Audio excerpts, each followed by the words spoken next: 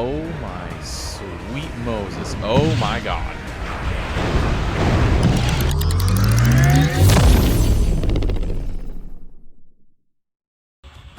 All right, guys. So, as promised, here's the highlight video. And I need to say up front, after doing a lot of editing with it, taking the two videos over 3.5 hours worth of game footage, just kind of whittled down, it's not a highlight in the sense of doing something noteworthy, highlight, if you will, but more of a highlight in survival. If you can look at it through that lens, if you do, then this is absolutely the highlight video.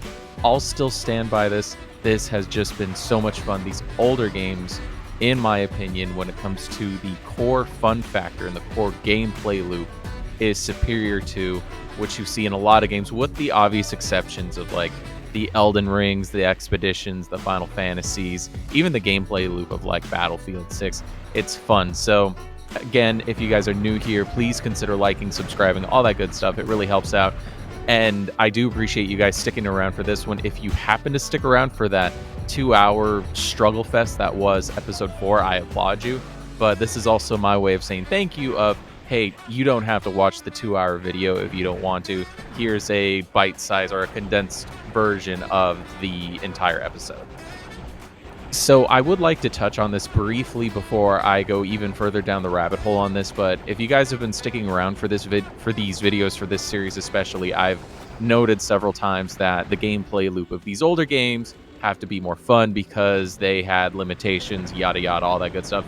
And I say that because I don't want to give the impression that I dislike the newer games or the most up-to-date games. The idea that I would dislike a game like Red Dead Redemption 2 is ludicrous to me. That is one of the best games ever created. I'm actually going to be doing a playthrough on that later on, but I just kind of wanted to tie a loop on that. I'm not trying to sound like a crotchety old man. Just, back in my day, these were a lot better. No, they were terrible games back then as well.